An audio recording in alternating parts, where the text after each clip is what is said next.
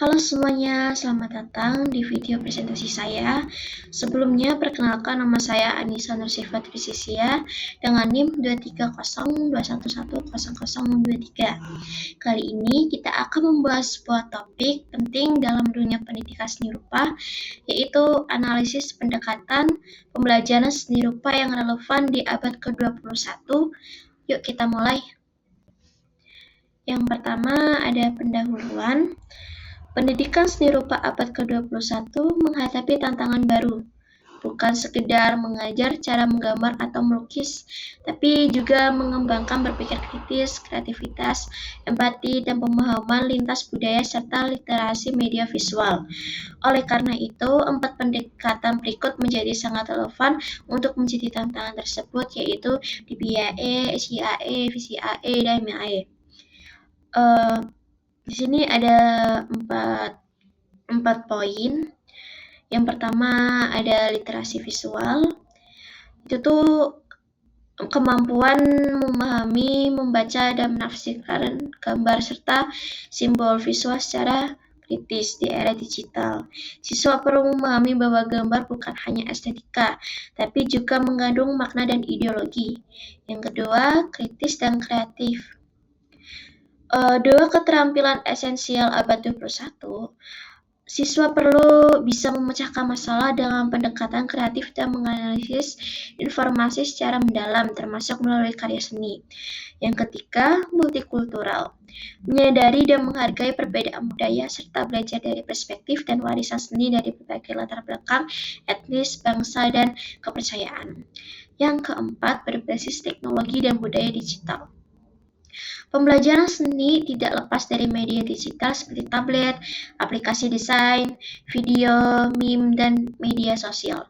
Guru dan siswa perlu adaptif terhadap teknologi visual baru. Untuk selanjutnya ada disiplin based art education. DBAE menekankan pada struktur pembelajaran seni rupa berbasis disiplin akademik yang sistematis dan terintegrasi. Terdapat 4 komponen utama dalam pendekatan ini, yaitu yang pertama ada produksi seni. Proses pembuatan karya seni, siswa tidak hanya menyalin tapi diajarkan teknik dan prinsip seni rupa seperti komposisi, warna, dan bentuk. Yang kedua, kritik seni.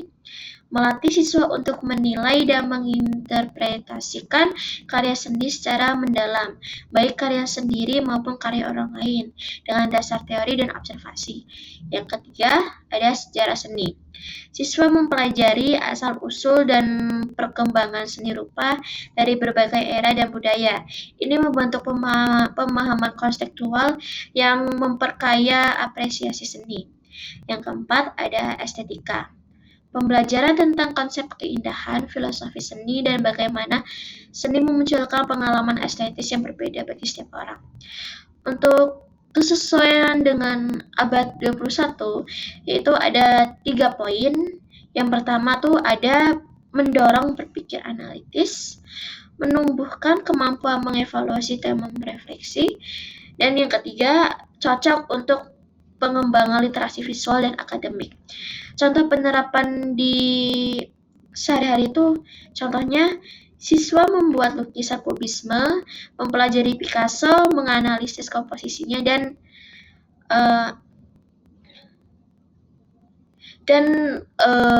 berdiskusi tentang nilai estetika dalam konteks sosial saat itu.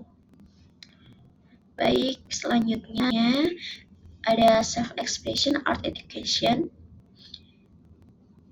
ICAE berakar pada psikologi dan perkembangan individu. Pendekatan ini menghargai pengalaman, perasaan, dan ekspresi personal siswa. Fokus utamanya yaitu ekspresi bebas dan otentik, bukan pada teknik atau penilaian formal. Untuk kesesuaian dengan abad 21, sama seperti yang sebelumnya ada 3 poin, yaitu mendorong kesehatan mental dan emosional. Seni sebagai sarana pelepasan emosi, terapi, dan ekspresi personal yang membantu siswa menyalurkan perasaan secara positif. Yang kedua, meningkatkan kepercayaan diri dan empati. Ketika siswa diberi ruang untuk mengekspresikan perasaannya, mereka merasa dihargai dan dimengerti. Ini juga mengajarkan perasaan untuk memahami pengalaman orang lain. Yang ketiga, mendukung kebebasan berekspresi dari orisinalitas. Tidak ada jawaban benar atau salah. Setiap karya mencerminkan siapa siswa itu, sehingga pendekatan ini menghargai keberagaman gaya dan interpretasi. Untuk contoh penerapannya, guru memberi tema. Contohnya kayak guru memberi tema untuk siswa menggambar. Temanya itu emosi hari ini. Jadi siswa itu bebas menggambar perasaan mereka lewat warna, bentuk, atau simbol. Untuk selanjutnya ada Visual Culture Art Education. VCAE hadir sebagai respon terhadap ledakan media visual digital di era internet. Pendekatan ini membantu siswa memahami, menginterpretasi, dan mengkritis visual mereka temui setiap hari, seperti iklan, meme, film, media sosial, dan lain-lain.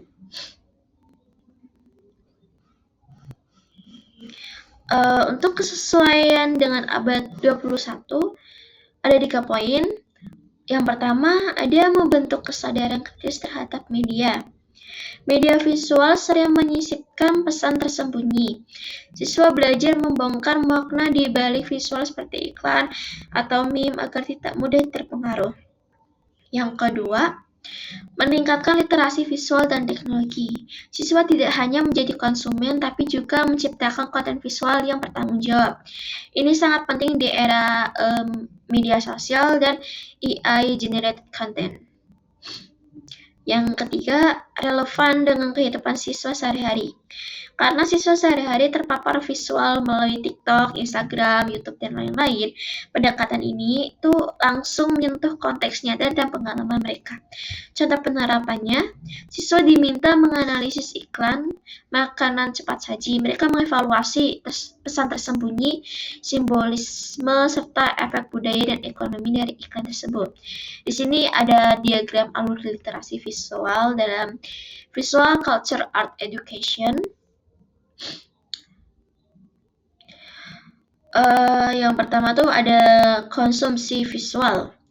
Tahap awal di mana siswa mengamati atau mengonsumsi berbagai gambar atau media visual yang hadir dalam kehidupan mereka sehari-hari. Contohnya seperti Instagram, TikTok, iklan televisi, meme viral, vlog, dan lain-lain. Yang kedua, pemahaman. Setelah melihat konten-konten tersebut, siswa diajak memaknai isi visualnya. Apa makna simbolnya? Apa pesan ingin disampaikannya? Apa ada nilai-nilai sembunyi atau bentuk manipulasi visual? Untuk ketiga, ada kritik. Di tahap akhir, siswa memberikan respon kritis.